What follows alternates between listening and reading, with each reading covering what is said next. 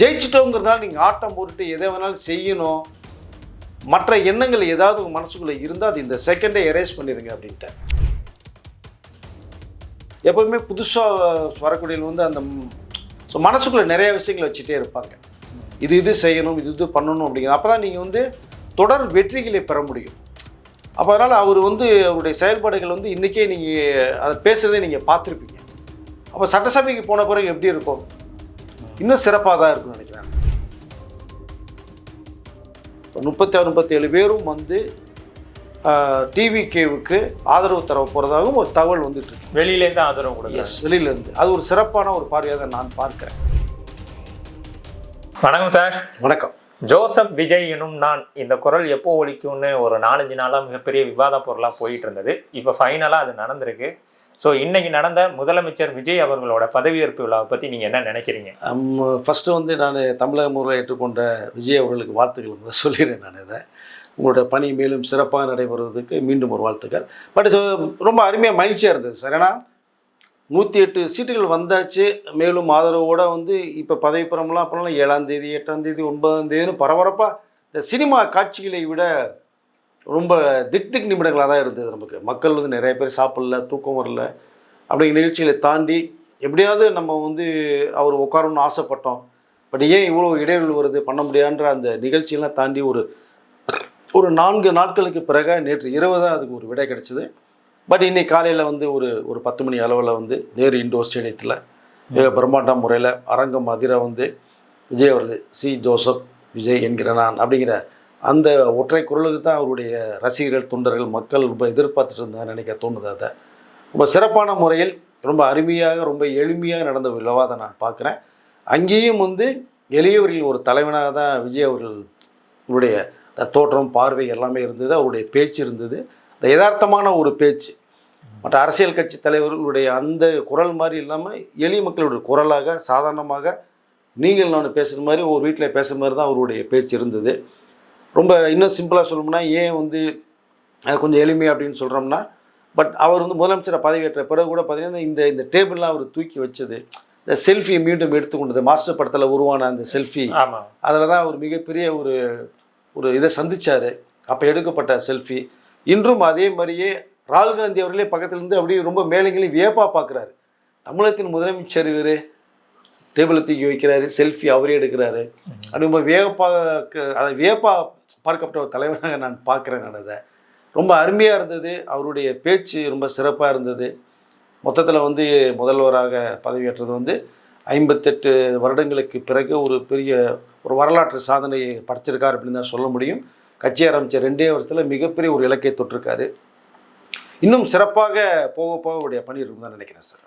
அவர் போட்ட கோப்புகளில் போட்ட அவரோட கையெழுத்துக்கள், முதல் 3 திட்டத்தை வந்து அந்த மேடையிலேயே அவர் கையெழுத்து போட்டு கொடுத்தாரு. இதை எப்படி பார்க்குறீங்க? இல்லை, உண்மையில் அதுவும் சிறப்பாக தான் சொல்ல முடியும். ஏன்னா நான் ஏற்கனவே சொல்லியிருந்தேன், நம்ம பேசுகிறது நிறையா இதில் இப்போ பெண்கள் சம்மந்தப்பட்ட ஒரு விஷயங்கள் தான் ஒரு கோப்புகளில் கையெழுத்து போடுவாங்க அப்படின்னு. இங்கே முதன்மையாக பார்க்கப்பட்டது வந்து உண்மையில் சிறப்பாக இருக்குது. இந்த மின்சாரங்கிறது மேல்தட்டிலேருந்து அடித்தட்டு மக்கள் வரைக்குமே தேவையான ஒரு முக்கியமான ஒரு விஷயம். அதை 200 யூனிட் வந்து நம்ம இலவசமாக தரப்படுங்கிற அந்த நோக்கத்தில் போடப்பட்ட முதல் கையெழுத்தை நான் பார்க்குறேன். பட் அது ரொம்ப சிறப்பாக இருந்தது. எல்லா பேருமே ரொம்ப ஆச்சரியப்பட்டாங்க. இது இப்படி கையெழுத்து முதல்ல போடுவான்னு எதிர்பார்க்கல அப்படின்னு. முதலமைச்சரே எக்ஸ் முதலமைச்சரே வரவேற்பிருக்காங்க. எஸ், ஆமாங்க, அதான் சொன்னேன் இல்லையா, மிகுந்த வரவேற்பான ஒரு விஷயம் அந்த ஃபஸ்ட்டு கோப்பில் கையெழுத்து போட்டது. 2வதாக பார்த்தது அதை விட சிறப்புன்னு நினைக்கிறேன், சிங்கப்பெண் அதிரடிப்படை. ஸோ பெண்களுடைய பாதுகாப்பு எப்படி நம்ம மகாத்மா காந்தி அவர்கள் ராத்திரி 12 மணிக்கு மேலே ஒரு பெண் தனியாக வெளியில் போயிட்டு வீட்டுக்கு வராலும் அன்னைக்கு தான் இந்தியா சுதந்திரம் அடைந்ததாக நான் கருதுவேன்னு சொன்னார். பட் அது இன்ன வரைக்குமே இங்கே நடக்காமே இருக்குது. 1947க்கு மேலே சொல்லப்பட்ட ஒரு விஷயம் 2026 ஆயிட்டு இருக்கு. இன்னமும் அது வந்து அந்த சாத்தியக்கூறல் ஏற்படவே இல்லை. பட் அந்த சூழ்நிலையில் மாற்றம் செய்யணும், பெண்களுக்கு பாதுகாப்பு தரணும், பெண்களுடைய அந்த உயிருக்கு அந்த வாழ்வுக்கு வந்து நான் பொறுப்புங்கிறது மாதிரியான விஜய் அவர்கள் பேசுனது, முதலமைச்சரான விஜய் அவர்கள் பேசுனது, அவர் 2வது கோப்பில் கையெழுத்து போட்டது. இன்னிலிருந்து அந்த அதிரடிப்படை இந்த செகண்ட்ஸ் தான் ஆரம்பமாகும். ஓகே, அப்படிங்கிற அந்த ஒரு விஷயம் அப்போ சொல்லி முடிக்கும்போது பார்த்தீங்கன்னா ஒரு பெண் குழந்தையோட ஃபோட்டோஸ் காமிச்சு அதை ஆச்சரியமாக சிரிக்கிறத பார்த்து கைத்தன விஷயத்தை நம்ம பார்க்க முடியுது. இப்போ அவருடைய மனசில் எந்த அளவுக்கு இருக்குங்கிறத பாருங்க. ஸோ 3வதாக அந்த கோப்பில் கையெழுத்து போட்டது வந்து இன்னும் அதை விட ஒரு சிறப்புன்னு தான் பார்க்குறேன். இந்த போதை தடுப்பு ஃபோர்ஸ் அது செகண்ட்ஸ்லேருந்து ஆரம்பமானு சொல்லிட்டார், ஆக்டிவேட் ஆகும். பட் ஏன்னா இளைஞருடைய வாழ்க்கையே அதில் காண போயிட்டு இருக்கு. நிறைய பேர் பேரண்ட்ஸ் பசங்களை பெற்று வச்சுட்டு பயந்துட்டு இருக்காங்க. வெளில போகிறவங்க எப்படி வருவான்னு தெரியலையே, செயலை ஒன்றும் சொல்ல முடியாமல். பட் அந்த போதை கலாச்சாரம் இருக்கிறதுனால தான் நிறைய பேருடைய வாழ்க்கை சீரழிஞ்சு போகுது. அதுவும் ஒரு எடுத்துக்காட்டாது. இப்போ அதையும் ஒழிக்கணும் அப்படிங்கிற அந்த டைம் பார்த்து கூட இப்போ செகண்ட்ஸ்லேருந்து அது ஸ்டார்ட் ஆகிடுது உங்களுக்கு ஃபோர்ஸ் அப்படின்ற ஒரு விஷயம். மொத்தத்தில் ரொம்ப சிறப்பான ஒரு பேச்சு, எளிமையான ஒரு தோற்றம். ரெண்டாவது பார்த்தோம்னா எல்லாமே வெளிப்படையாக மக்கள் மத்தியில் கூட நான் டேபிளில் போட்டுருவேன், நீங்கள் அதை பாருங்கள். ஸோ டிரான்ஸ்பரண்ட்டாக இருக்கும் எல்லாமே. உங்களுடைய கவனத்துக்கு கொண்டு வந்து உங்கள் நாலேஜை கொண்டு வந்து என்னோட அடுத்த கட்ட ஸ்டெப்பே இருக்கும் அப்படிங்கிற ஒரு விஷயம். டைம் வேணும்னு கேட்டாருங்க உங்களுக்கு. அதை ஒன்றும் இல்லை சார், உங்களுக்கு டைம் மக்கள் நிறையவே கொடுப்பாங்க, நீங்கள் எடுத்துக்கோங்க. ஏன்னா உடனடியாக எல்லாத்தையுமே நீங்கள் ஒரே டைமில் கொண்டு வரணுங்கிறது ரொம்ப சிரமமான ஒரு விஷயந்தான். போக போக எல்லாமே சரியாயிரும். மக்களுக்கும் இது கண்டிப்பாக தெரியும். இது அவர்களுக்கு நீங்கள் டைம் கேட்க வேண்டிய நெசசிட்டி இல்லை. ஏன்னா நீங்கள் செய்கிறதான் சொல்லுவீங்க, சொல்கிறதா செய்வீங்கிறது உங்களோட பழகினவர்களுக்கு தெரியும். அதனால் வந்து நீங்கள் டைம் தாராளமாக எடுத்துக்கலாம். ஸோ மொத்தத்தில் தமிழ்நாட்டினுடைய சிறப்பான ஒரு வழிகாட்டுதலுக்கு நான் உறுதுணையாக இருப்பேன் அப்படிங்கிறது தான் அவருடைய குரலாக நான் பார்க்குறேன் சார். அதுக்கப்புறம் பார்த்தீங்கன்னா ஸ்டேஜ்லேயே சொன்னார், நான் மக்கள் காசுலேருந்து ₹1 எடுக்க மாட்டேன்.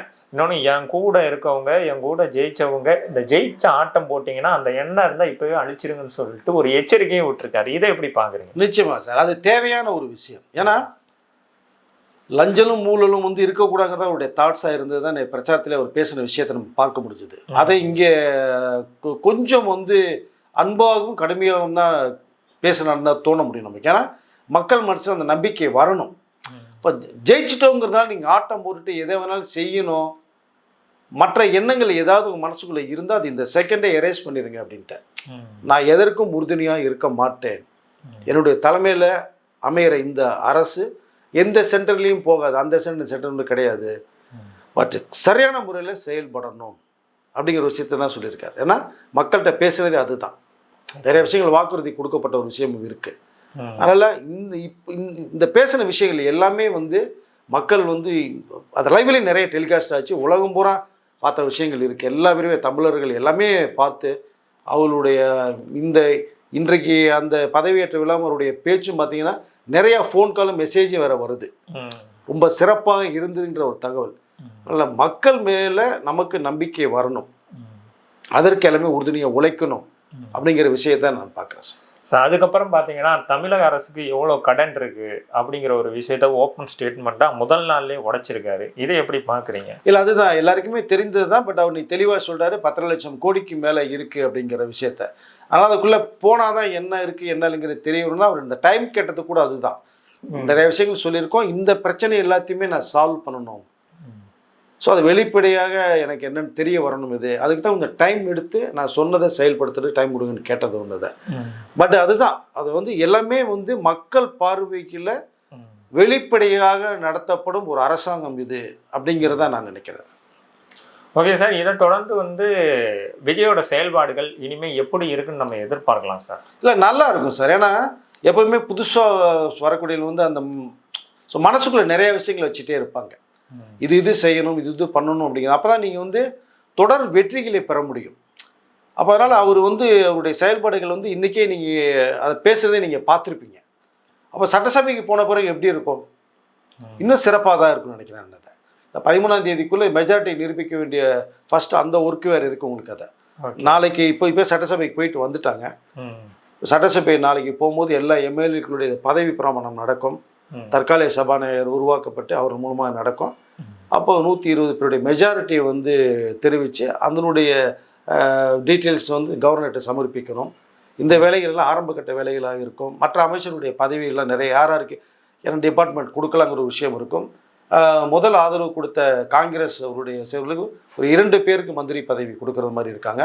அது அவர்களே வந்து ரொம்ப வரவேற்கிற விஷயம் சொன்னாங்க. ஏன்னா 67க்கு முன்பாக தான் காங்கிரஸ் ஆட்சி தமிழ்நாட்டில் இருந்தது, 58 வருடங்களாக கிடையாது. இப்போ மீண்டும் அமைச்சரவைக்கு உள்ளே போகிறாங்க. அது உண்மையிலேயே ரொம்ப சந்தோஷமான விஷயம். ராகுல் காந்தி தரப்பில் சொல்லப்பட்ட விஷயம் இருக்காது. ஸோ அதனால் நிறைய விஷயங்கள் இன்னும் பண்ண போகிறதாகவும் இருக்குது. போக போக போக போக தான் நமக்கு நல்ல டீட்டெயிலாக தெரிய வரணும். ஓகே சார், இதுக்கப்புறம் நம்ம பார்க்க வேண்டிய ஒரு மெயினான விஷயம் என்னென்னா, இப்போ பெரும்பான்மைக்கு விஜய் 4 நாளாக வந்து ரொம்ப அலைஞ்சிக்கிட்டு இருந்தார், எல்லாம் இதாகிட்டு இருந்தது. திடீர்னு பார்த்தீங்கன்னா அதிமுக சைட்லேருந்து ஒரு சலசலப்பு உருவாகிருக்கு. என்ன சார் ஆச்சு? இல்லை, இப்போது அவர்களுடைய பார்வையில் என்னென்னா இப்போ விஜய் அவர்கள் பார்த்தோம்னா எம்ஜிஆர் அவர்கள் போட்ட பாதை தான் போகிறேன்றதை சொன்னார் அவர். இப்போ இவர்களுடைய தரப்புலேருந்து அண்ணா டிஎம்கேங்கிறது எம்ஜிஆர் அவர்கள் உருவாக்கின ஒரு கட்சி. பட் தொடர் 2வது முறையாக தோல்வியை சந்திச்சிச்சு. இப்போ அதில் மீண்டும் 5 வருடம் வந்து கடந்து போகணும் அவங்க. இப்போது 47 உறுப்பினர்கள் இருக்காங்க, சட்டசபை உறுப்பினர்கள். அப்போ இதுக்குள்ளே நம்ம எப்படியாவது போனோம்னா அடுத்த கட்டத்துக்கு நம்ம நகர்ந்து போகணும் அப்படிங்கிற ஒரு எண்ணம் உருவாகிருக்கு. மெஜாரிட்டி நிரூபிக்க முடியல விஜய் அவர்களால். ஒரு கடந்த நாட்களாக அது எல்லாருக்குமே உலகத்துக்கே தெரிந்த விஷயம். ஒருத்தர் வந்து முதலமைச்சர் ஆகணுங்கிற அளவுக்கு போராட்டி தான் நம்ம பார்த்துருப்போம். ஆனால் ஒருத்தர் வந்து முதலமைச்சர் ஆக போயிட்டாருங்கிறதுக்கு அவரை வந்து நம்ம நிரூபிக்கிறதுக்கு மிகுந்த போராடினதை விஜய் அவர்கள் மூலமாக நம்ம பார்க்க முடிஞ்சது. அதனால் எப்படியோ ஆதரவு தரணும் வந்து நினைக்கக்கூடிய உள்ளங்கள் நிறைய பேர் இருந்தாங்க. ஆனால் கைகள் கட்டப்பட்டதாக நம்ம பார்க்க முடியுது, சொல்ல முடியல. அப்போ அவங்க முடிவு பண்ணுறாங்க. கிட்டத்தட்ட 36 எம்எல்ஏகளுக்கு பிறகு வந்து இப்போ CV Shanmugam and MR Vijayabaskar, Velumani ஐயா அவர்கள் முன்னிலையில் வந்து கிட்டத்தட்ட ஒரு 3-4 நாட்களாக அங்கே ஒரு மீட்டிங் போய்கிட்டே இருக்குது. இப்போ வந்து ஒரு 30-37 பேர் வெளில வரது மாதிரி இருக்காங்க, 2/3. ஸோ வெளியில் வந்துட்டாங்கன்னா அது மெஜாரிட்டி அவர்கள் நிரூபிக்க முடியும். அப்போ கட்சி தகவல் சட்டப்படி போகிறதுக்கு வாய்ப்பு இல்லை. 5 பேர் 2 பேர் வந்தால் தான் பிரச்சனை. இப்போ 36-37 பேரும் வந்து டிவிகேவுக்கு ஆதரவு தர போகிறதாகவும் ஒரு தகவல் வந்துட்டு இருக்கு. வெளியிலேருந்து ஆதரவு கூட. எஸ், வெளியிலேருந்து. அது ஒரு சிறப்பான ஒரு பார்வையாக தான் நான் பார்க்குறேன். அப்படிங்கும்போது 120 மெஜாரிட்டி காமிச்சு தான் இப்போ முதலமைச்சரை பதவியேற்பு பண்ணாங்க. அதற்கு முதன்மையாக வந்து காங்கிரஸுக்கு மிகப்பெரிய நன்றியை சொன்னார். ராகுல் காந்தி வந்து அந்த பதவி பிரமாணத்தில் இருந்த ஒரு விஷயத்தை பார்க்கப்பட்டது. அப்புறம் சிபிஐ சிபிஎம்க்கும் மிகப்பெரிய நன்றியை தோழர்களுக்கு நன்றியை சொன்னார். ஐயுஎம்எலுக்கு நன்றியை சொன்னார். அண்டு விசிகேவுடைய அண்ணன் திருமாவர்களுக்கு மிகப்பெரிய நன்றியை மகிழ்ச்சி தெரிவிச்சுக்கிறேன். விஜய் அவர்கள் சொன்னது நம்ம மேடையில் கேட்டோம். நம்ம அதன் அடிப்படையில் வந்து இன்னொரு வந்து இவர்களுக்கு விஜய் அவர்களுக்கு ஆதரவு கொடுக்கறதுக்கு அதிமுகவிலிருந்து 37 பேர் வரதா ஒரு தகவல் வந்துக்கிட்டு இருக்கு. அது நாளைக்கு நடந்தால் ஆச்சரியப்படுறதுக்கு இல்லை. ஏன்னா அவர்கள் வந்து மறைந்து போன மக்கள் தலை எம்ஜிஆர் அவர்கள் இன்னமும் வாழ்ந்துட்டு இருக்கார் மக்கள் மனசில். அந்த முகத்தையும் அந்த இடத்தையும் விஜய் அவர்களை பார்க்குறதாகவும் சொல்கிறாங்க. இப்போ அதன் விளைவாக இப்போ ஆதரவு நம்ம வெளியில் தரும்போது வந்து அவர் மனசுலையும் மக்கள் மனசுலையும் வந்து இடம் பிடிப்பாங்க.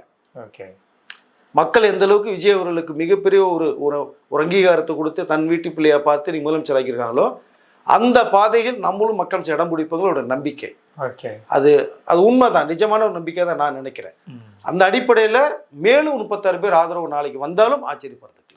ஓகே சார், விஜய் அவர்கள் அதாவது முதலமைச்சர் விஜய் அவர்களோட செயல்பாடுகள் இனிமேல் எப்படி இருக்குன்னு நீங்க நினைக்கிறீங்க? அது இன்னையிலிருந்தே சிறப்பாக ஆரம்பிச்சிட்டு தான் நினைக்கிறேன் சார் நான். ஏன்னா இன்றைக்கு அவர் பேசுனதே எல்லாமே கேட்டீங்க, மக்கள் உலக மக்கள் எல்லாமே கேட்டாங்க. சிறப்பான ஒரு பார்வையாக இருந்தது. சட்டசபைக்கு போன பிறகு இன்னும் அவர்களுடைய வேகம் அதிகரிக்கும். நிறைய திட்டங்கள் கண்டிப்பாக இப்போ சொன்ன விஷயங்கள் மக்கள்கிட்ட தேர்தல் வாக்குறுதிகள் கொடுத்ததை வந்து ஃபஸ்ட்டு செயல்படுத்துறதுக்கு முன்னேறி எடுப்பார். 2வது இந்த நாட்டை வேறொரு பாதையை கொண்டு போகணும், மக்களுக்கு வாழ்வாரத்தை உயர்த்தணுங்கிற அந்த ஒரு நோக்கம் இருந்துகிட்டே இருக்கு அவருக்கு. ஏன்னா அவர் பேசுகிறதே பார்த்தீங்கன்னா நான் வந்து மன்னர் பரம்பரையிலேருந்து வரலை, ஒரு எளிய குடும்பத்திலேருந்து வந்தவன், நான் வறுமை என்னன்னு தெரியும், பசி எனக்கு அதை என்னன்னு தெரியும்னு சொல்லப்பட்டவர். அப்போ முதல்ல அந்த பேசிக்காக நிறைய பிரச்சனைகளை ஃபஸ்ட்டு முடிக்கணும், அதையும் சொல்லியிருக்காரு. இப்போ சட்டசபைக்கு போன உடனே மெஜாரிட்டி நிரூபித்த பிறகு அவருடைய இந்த மக்களுக்கும் நாட்டுக்கும் கிடைக்கக்கூடிய வேலைகள் நிறையா இருக்குது. பேசிக்கான வேலைகளை ரொம்ப ஸ்பீட் எடுப்பார். அதிலே நீங்கள் புரிஞ்சுக்கொள்ளலாம் இவருடைய வேகம் எந்த அளவுக்கு இருக்குங்கிறது. ஒரு விஷயத்தை ஆரம்பிக்கும் போதே பார்த்தீங்க அப்படின்னா அந்த ஸ்பீடு அதிகமாக போக போக வந்து மக்கள் புரிஞ்சுக்குவாங்க.